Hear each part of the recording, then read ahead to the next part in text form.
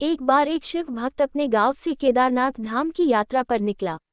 पहले यातायात की सुविधाएं तो थी नहीं, वह पैदल ही निकल पड़ा। रास्ते में जो भी मिलता केदारनाथ का मार्ग पूछ लेता, मन में भगवान शिव का ध्यान करता रहता। चलते चलते उसको महीनों बीत गए। आखिरकार एक दिन वह केदार धाम पहुंच ही गया। केदारनाथ में मंदिर के द्वार 6 महीने खुलते हैं और 6 महीने बंद रहते हैं। वह उस समय पर पहुंचा जब मंदिर के द्वार बंद हो रहे थे। पंडित जी को उसने बताया वह बहुत दूर से महीनों की यात्रा करके आया है। पंडित जी से प्रार्थना की कृपा करके दरवाजे खोलकर प्रभु के दर्शन करवा दीजिए। लेकिन वहाँ का तो नियम है, एक बार बंद तो बंद, नियम तो नियम होता है। वह बहुत रोया, बार बार भगवान शिव को याद किया कि प्रभु बस एक बार दर्शन करा दो। वह प्रार्थना कर रहा था सभी से, लेकिन किसी ने भी नहीं सुनी। पंडित जी बोले अब यहाँ 6 महीने बाद आना, 6 महीने बाद यहाँ के दरवाजे खुलेंगे। यहाँ 6 महीने बर्फ और ठंड पड़ती है। और सभी जन वहाँ से चले गए। वह वहीं पर रोता रहा। रोते रोते रात होने लगी, चारों तरफ अंधेरा हो गया। लेकिन उसे विश्वास था अपने शिव पर कि वो जरूर कृपा करेंगे। उसे बहुत भूख और प्यास भी लग रही थी। उसने किसी की आने की आहट सुनी। देखा एक सन्यासी बाबा उसकी ओर आ रहा है। वह सन्यासी बाबा उसके पास आया और पास में बैठ गया। पूछा, बेटा कहाँ से आए हो? उसने सारा हाल सुना दिया और बोला, मेरा आना यहाँ पर व्यर्थ हो गया बाबा जी। बाबा जी ने उसे समझाया और खाना भी दिया। और फिर बहुत देर तक बाबा उससे बातें करते रहे। बाबा जी को उस पर दया आ गई। वह बोले, बेटा मुझे लगता है सुबह मंदिर जरूर खुलेगा, तुम दर्शन जरूर करोगे। सी ऑल्सो धार्मिक कहानी, सती कौशिकी और उनके पति को श्राप। बातों बातों में इस भक्त को न जाने कब नींद आ गई। सूर्य के मध्यम प्रकाश के साथ भक्त की आंख खुली। उसने इधर उधर बाबा को देखा, किंतु वह कहीं नहीं थे। इससे पहले कि वह कुछ समझ पाता उसने देखा पंडित जी आ रहे हैं अपनी पूरी मंडली के साथ। उसने पंडित को प्रणाम किया और बोला, कल आपने तो कहा था मंदिर 6 महीने बाद खुलेगा और इस बीच कोई नहीं आएगा यहाँ, लेकिन आप तो सुबह ही आ गए। पंडित जी ने उसे गौर से देखा, पहचानने की कोशिश की और पूछा, तुम वही हो जो मंदिर का द्वार बंद होने पर आए थे, जो मुझे मिले थे? 6 महीने होते ही वापस आ गए। उस आदमी ने आश्चर्य से कहा, नहीं, मैं कहीं नहीं गया। कल ही तो आप मिले थे, रात में मैं यहीं सो गया था, मैं कहीं नहीं गया। पंडित जी के आश्चर्य का ठिकाना नहीं था। उन्होंने कहा, लेकिन मैं तो 6 महीने पहले मंदिर बंद करके गया था और आज 6 महीने बाद आया हूँ। तुम 6 महीने तक यहाँ पर जिंदा कैसे रह सकते हो? पंडित जी और सारी मंडली हैरान थी। इतनी सर्दी में एक अकेला व्यक्ति कैसे 6 महीने तक जिंदा रह सकता है? तब उस भक्त ने उनको सन्यासी बाबा के मिलने और उसके साथ की गई सारी बातें बता दी। कि एक सन्यासी आया था, लंबा था, बड़ी बड़ी जटाएं, एक हाथ में त्रिशूल और एक हाथ में डमरू लिए, मृगशाला पहने हुआ था। सी ऑल्सो शिशुपाल वध की कथा। पंडित जी और सब लोग उसके चरणों में गिर गए। बोले, हमने तो जिंदगी लगा दी किंतु प्रभु के दर्शन ना पा सके। सच्चे भक्त तो तुम हो। तुमने तो साक्षात भगवान शिव के दर्शन किए हैं। उन्होंने ही अपनी योग माया से तुम्हारे 6 महीने को एक रात में परिवर्तित कर दिया, कालखंड को छोटा कर दिया। ये सब तुम्हारे पवित्र मन, तुम्हारी श्रद्धा और विश्वास के कारण ही हुआ है। हम आपकी भक्ति को प्रणाम करते हैं। बाबा भोलेनाथ की जय हो। यह उस समय की बात है जब भगवान शिव के पास कोई वाहन न था। उन्हें पैदल ही जंगल पर्वत की यात्रा करनी पड़ती थी। एक दिन माँ पार्वती उनसे बोली, आप तो संसार के स्वामी हैं, क्या आपको पैदल यात्रा करना शोभा देता है? शिवजी हंसकर बोले, देवी, हम तो रमते जोगी हैं, हमें वाहन से क्या लेना देना? भला साधु भी कभी सवारी करते हैं। पार्वती ने आंखों में आंसू भरकर कहा, जब आप शरीर पर भस्म लगाकर, बालों की जटा बनाकर, नंगे पांव कांटों भरे पथ पर चलते हैं तो मुझे बहुत दुख होता है। शिवजी ने उन्हें बार बार समझाया परंतु वह जिद पर अड़ी रही। बिना किसी सुविधा के जंगल में रहना पार्वती को स्वीकार था, परंतु वह शिवजी के लिए सवारी चाहती थी।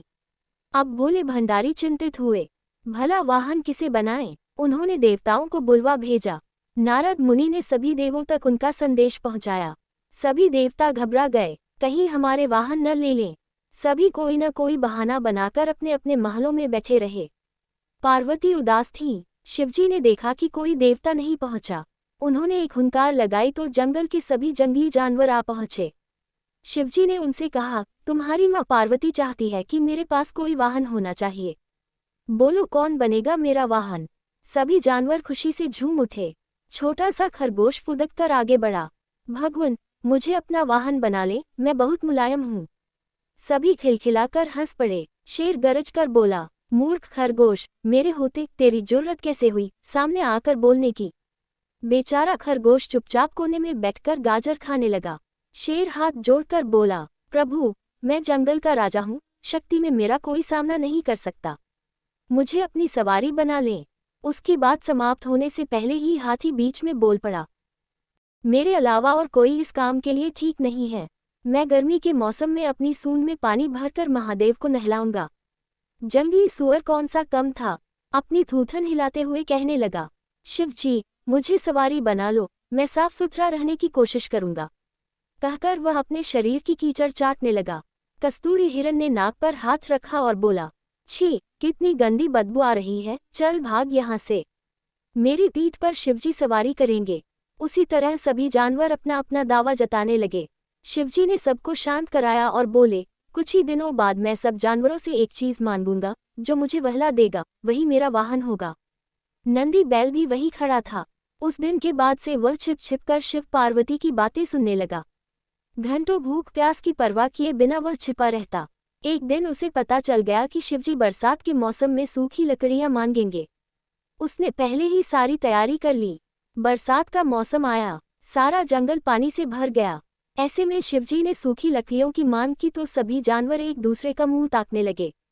बैल गया और बहुत सी लकड़ियों के गट्ठर ले आया। भगवान शिव बहुत प्रसन्न हुए। मन ही मन में जानते थे कि बैल ने उनकी बातें सुनी हैं। फिर भी उन्होंने नंदी बैल को अपना वाहन चुन लिया। सारे जानवर उनकी और माँ पार्वती की जय जयकार करते लौट गए। बहुत पहले की बात है। गांव में एक नदी थी। नदी के रास्ते पर एक विषैला नाग रहता था जो अक्सर लोगों को काट लिया करता था। नाग के आतंक से बचाव के लिए व्यक्ति समूह में नदी पर नहाने जाया करते थे, फिर भी वह तरकीब से एक दो को अपना शिकार बना ही लेता था। एक दिन कोई महात्मा नदी की ओर जा रहे थे। रास्ते में वही नाग मिला। वह महात्मा को डिंसने वाला ही था कि अकस्मात रुक गया। महात्मा हंसते हुए बोले, तुम मुझे काटकर आगे क्यों नहीं बढ़ते? परंतु वह महात्मा के चरणों में बारी बारी से नमन करने लगा। ये देखकर महात्मा ने कहा, नागराज, पूर्वजन्म के किसी पाप के कारण ही तुम्हें ये योनि मिली है, परंतु तुम इस योनि में भी प्राणियों को काटोगे तो तुम्हें नरक में जगह मिलेगी। यदि तुम नरक से छुटकारा पाना चाहते हो तो आज से किसी भी प्राणी को काटना छोड़ दो। अब नाग ने महात्मा के सानिध्य में अहिंसा का व्रत ले लिया। जब उसने काटना छोड़ दिया तो व्यक्ति उसे छेड़ने लगे। कुछ व्यक्ति उसे कंकड़ पत्थरों से मारा करते, इस कारण उसके शरीर पर जगह जगह घाव हो गए। कुछ दिनों पश्चात वही महात्मा जी दोबारा नदी के रास्ते जा रहे थे तो उनकी एक बार फिर उस नाग से मुलाकात हो गई। उसकी दयनीय हालत देखकर मुनि ने कारण जानना चाहा तो नाग ने कहा, लोग मुझे पत्थर मारते हैं। इस पर महात्मा जी ने कहा, नागराज, मैंने तुमसे किसी को न काटने के लिए कहा था, लेकिन ऐसा तो नहीं कहा था कि यदि कोई तुम्हें परेशान करे तो उसकी तरफ गुस्सा भी मत करो। अब ध्यान से मेरी बात सुनो, आज से तुम्हें जो भी परेशान करे उसकी तरफ तुम फुकार मारकर दौड़ा करो। ऐसा करने से तुम्हें परेशान करने वाले भय के मारे दूर भागने लगेंगे। अब नाग के नजदीक जो भी आता और छेड़छाड़ करता तो वह गुस्से में जोर से फुकारते हुए झपटने का नाटक करता, जैसे इसी वक्त काट लेगा। नाग के स्वभाव में आए इस बदलाव को देखकर सब व्यक्ति सतर्क हो गए एवं डरने लगे। अब कोई भी उसे छोड़ने की कोशिश नहीं करता।